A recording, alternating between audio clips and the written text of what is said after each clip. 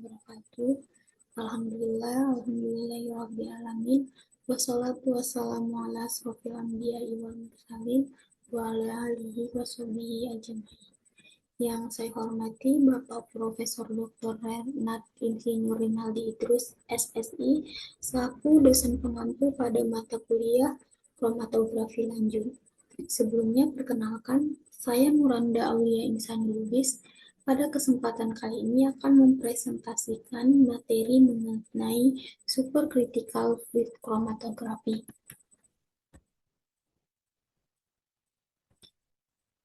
Nah, adapun outline yang akan saya jelaskan yaitu teori, prinsip kerja, keunggulan dan kelemahan dari SFC, studi kasus, dan referensi.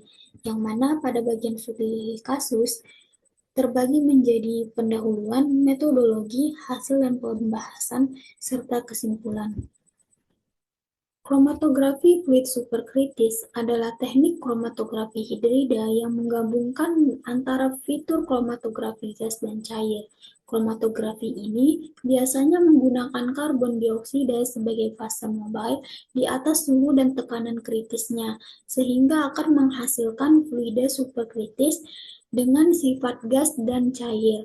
Adapun komponen-komponen yang terdapat pada SFC, yaitu terdapat liquid CO2 silinder yang merupakan tabung berisi karbon dioksida cair bertekanan tinggi sebagai fluida superkritis utama.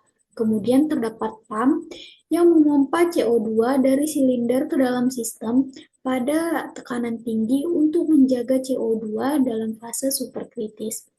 Selanjutnya, valve maximum zone, yang mana CO2 bercampur dengan koplarut yang juga dipompa oleh pompa pelarut organik. Campuran ini akan mengatur polaritas fasa gerak agar sesuai dengan sifat senyawa target. Selanjutnya, injection valve, yang mana sampel dimasukkan ke sistem melalui injektor ke dalam aliran fasa gerak. Selanjutnya, kolom, yang merupakan tempat terjadinya pemisahan. Selanjutnya terdapat detektor yang berfungsi untuk mendeteksi senyawa yang keluar dari kolom. Selanjutnya sistem controller, yaitu berupa komputer yang mengontrol seluruh sistem seperti aliran, tekanan, suhu, dan akuisisi data dari detektor. Nah, yang terakhir terdapat tank dan juga collection vessel, yang mana setelah deteksi fase gerak dan senyawa hasil pemisahan dikumpulkan di vessel untuk analisis lebih lanjut atau pembuangan. Nah, prinsip dasarnya ialah pemisahan senyawa berdasarkan perbedaan kelarutan dan interaksi antara analit dan fase dengan fase diam dan fase gerak superkritis. CO2 sebagai fase gerak nonpolar biasanya dimodifikasi dengan pelarut polar seperti metanol, etanol, ataupun asetonitril untuk meningkatkan kelarutan senyawa polar dan menyesuaikan selektivitas pemisahan. Nah, untuk fase diam biasa digunakan silika. Interaksi antara senyawa dan fase diam tergantung polaritas dan gugus fungsi senyawa. Sedangkan untuk fase gerak digunakan karbon dioksida dalam kondisi superkritis, yaitu pada suhu kritis 31,1 derajat Celcius dengan tekanan kritisnya sebesar 73,8 bar. CO2 superkritis di sini memiliki densitas seperti cairan yang memungkinkan pelarutan senyawa, namun viskositas dan difusivitas seperti gas yang memungkinkan aliran cepat dan efisien. Untuk keunggulan SFC, yang pertama memiliki resolusi tinggi untuk isomer, kemudian kecepatan pemisahannya lebih tinggi, efisiensi dan selektivitas yang lebih baik, bersifat ramah lingkungan, cocok untuk senyawa termolabil, serta memiliki kemampuan yang dapat digabung dengan detektor yang canggih.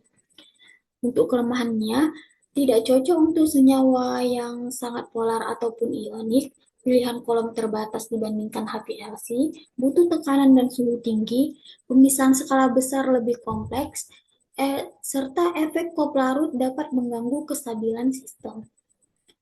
Nah, untuk studi kasus, di sini saya ngambil dari jurnal yang berjudul Separation of Isomeric Forms of Urolithin Glucuronide Using Supercritical Fluid Chromatography.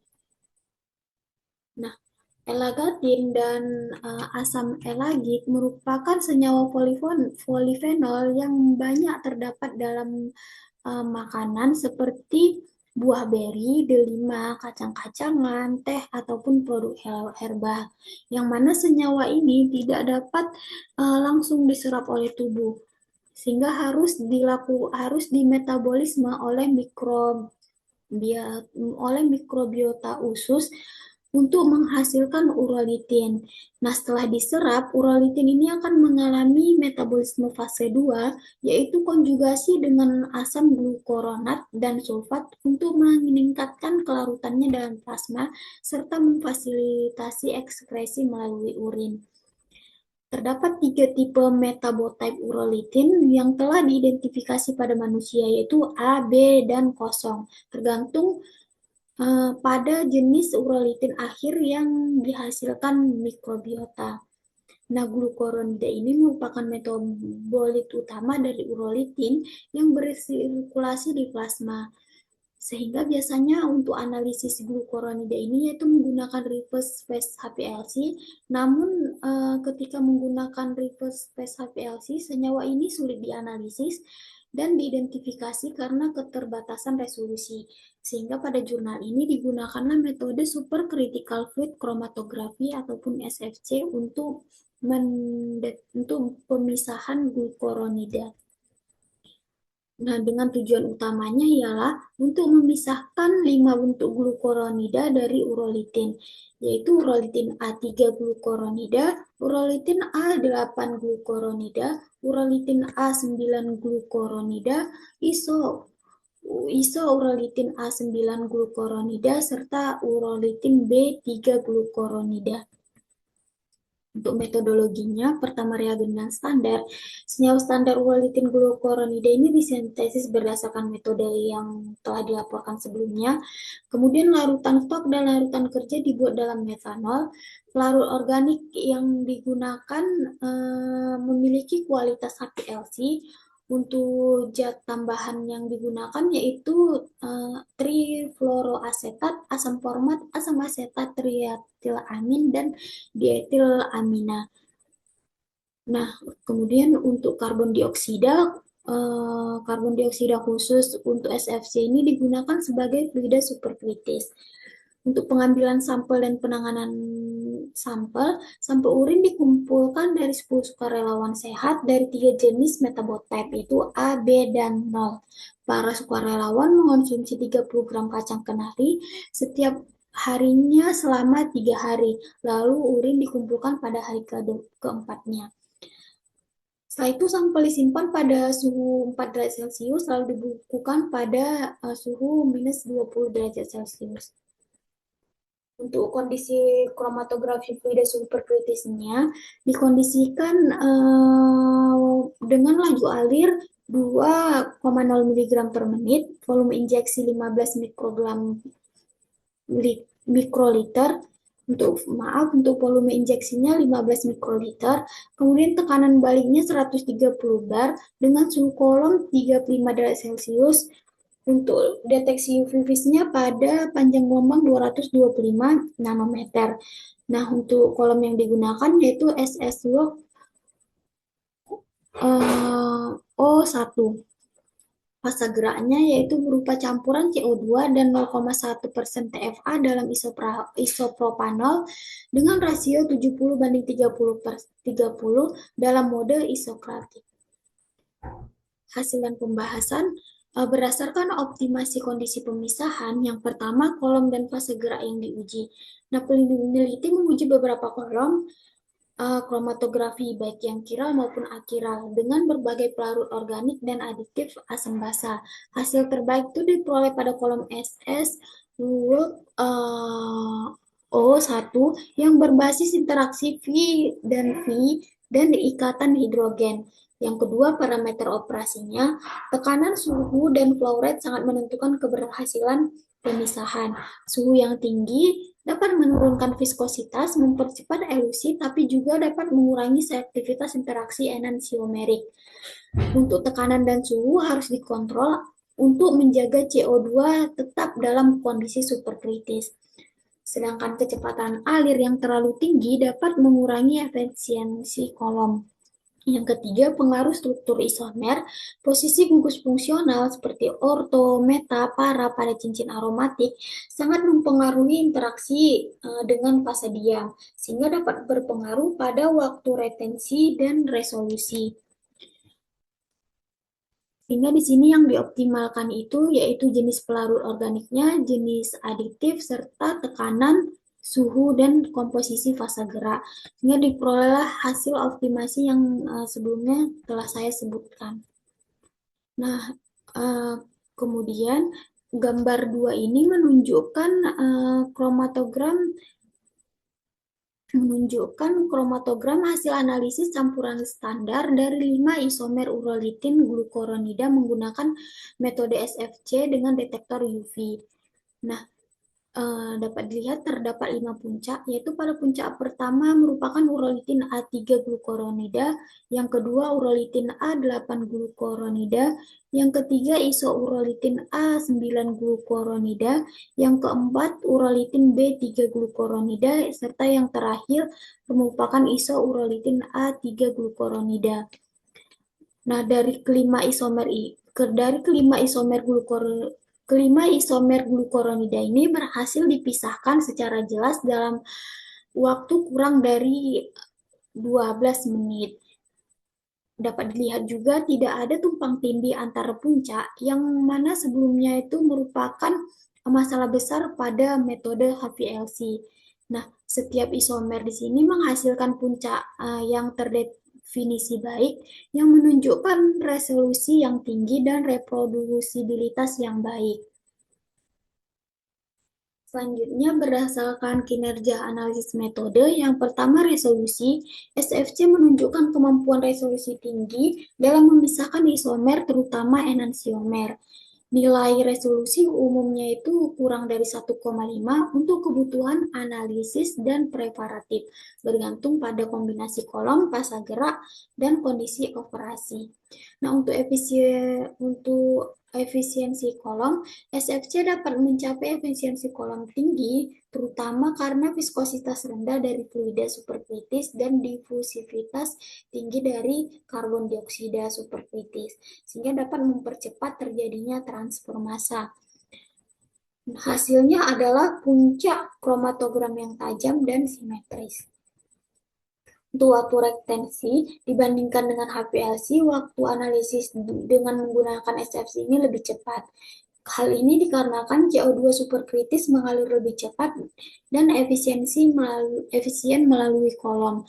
Selanjutnya, mendukung throughput tinggi dalam aplikasi industri ataupun farmasi. Yang keempat, reproduksibilitas. Metode SFC ini menunjukkan presisi tinggi dalam waktu retensi dan bentuk puncak selama kondisi dikontrol dengan baik.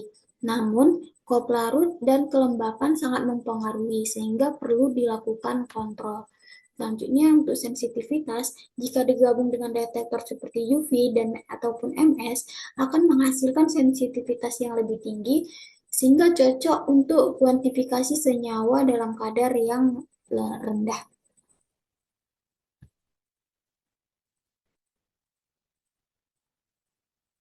Selanjutnya, tabel ini menunjukkan nilai LOD dan LOQ serta hasil dari 10 relawan. Nah, untuk kelima glukoronida, LOD-nya itu berkisar di sekitar 5 sampai dengan 7 mg per liter, sedangkan LOQ-nya itu berkisar di antara 18 sampai dengan 24 mg per liter. Untuk sampel 1, terdeteksi urolitin A3 glukoronida sebesar 29 mg per liter dan urolitin A8 glukoronida sebesar 32 mg per liter. Sedangkan untuk glukoronida lainnya tidak terdeteksi. Yang mana ini menunjukkan bahwa sampel 1 dominan monotype A. Sedangkan yang dua tidak terdeteksi dari kelima glukoronida yang merupakan monotype 0. Kemudian yang ketiga hanya terdeteksi pada urolitin A3 glukoronida, sedangkan untuk sampel 8 dan 9 untuk sampel 6 terdeteksi pada isourolitin A9 glukoronida dan isourolitin A3 glukoronida yang menunjukkan metabotype B. Untuk sampel 8 dan 9 terdeteksi urolitin A3 glukoronida dan urolitin A8 glukoronida yang termasuk ke dalam metabotype A. Untuk sampel 10 sama dengan sampel 4 dan juga 5 dan 2 yang mana termasuk ke dalam metabotype 0. Nah, selanjutnya gambar 3 ini pada menunjukkan hasil kromatogram dari relawan yang mana pada gambar yang A menggunakan sampel 8 yang tergolong monotype A, yaitu dapat dilihat terdapat dua puncak yang menunjukkan puncak pertama yaitu urolitin A3 glukoronida dan puncak kedua yaitu urolitin A8 glukoronida. Nah, ini menunjukkan relawan ini memproduksi urolitin A sebagai metabolit utamanya. Selanjutnya yang B, menggunakan sampel 7 yang tergolong metabotype B, yang mana terdapat dua puncak yang berbeda, yaitu pada puncak ketiga yang merupakan isourolitin A9 glukoronida serta puncak kelima yaitu isourolitin A3 glukoronida. Di sini tidak ditemukan urolitin A, tapi ada isourolitin A. Nah, hal ini menunjukkan bahwa ini merupakan khas dari metabotype B yang dominan memproduksi isourolitin A, bukan urolitin A ataupun B. Sedangkan yang C menggunakan sampel 10 yang merupakan metabotype 0. Di sini dapat dilihat bahwa hampir tidak ada puncak urolitin yang muncul. Semua puncak berada di bawah batas deteksi, sehingga menunjukkan bahwa metabotype 0 yaitu individunya tidak mampu memproduksi urolitin dari elagitanin meskipun sudah mengonsumsi makanan sumbernya. Kesimpulannya, metode SFC telah terbukti sebagai teknik yang sangat efektif dalam memisahkan berbagai bentuk isomer, termasuk enantiomer, diastereomer, dan isomer posisi. Teknik ini menawarkan sejumlah keunggulan dibandingkan metode konvensional seperti HPLC, terutama dalam hal resolusi pemisahan yang tinggi, efisiensi kolom yang baik, serta waktu analisis yang lebih cepat. Selain itu, penggunaan CO2 superkritis sebagai fasa gerak menjadikan metode ini lebih ramah lingkungan dan ekonomis. Keberhasilan pemisahan isomer dengan SFC sangat bergantung pada pemilihan fase diam, jenis modifier, serta kondisi operasional seperti suhu dan tekanan. Dalam studi ini, pemisahan senyawa isomer dalam berbagai konteks, termasuk sampel urin manusia, menunjukkan bahwa SFC mampu memberikan hasil yang sensitif dan akurat. Dengan kemampuan integrasi bersama detektor canggih seperti UV ataupun MS, SFC ini memiliki potensi luas dalam bidang farmasi, analisis biologis, dan industri kimia, serta terus berkembang sebagai metode unggulan dalam pemisahan isomer secara analitik maupun preparatif. Sekian dari saya, kurang lebihnya saya mohon maaf. Wassalamualaikum warahmatullahi wabarakatuh. Terima kasih.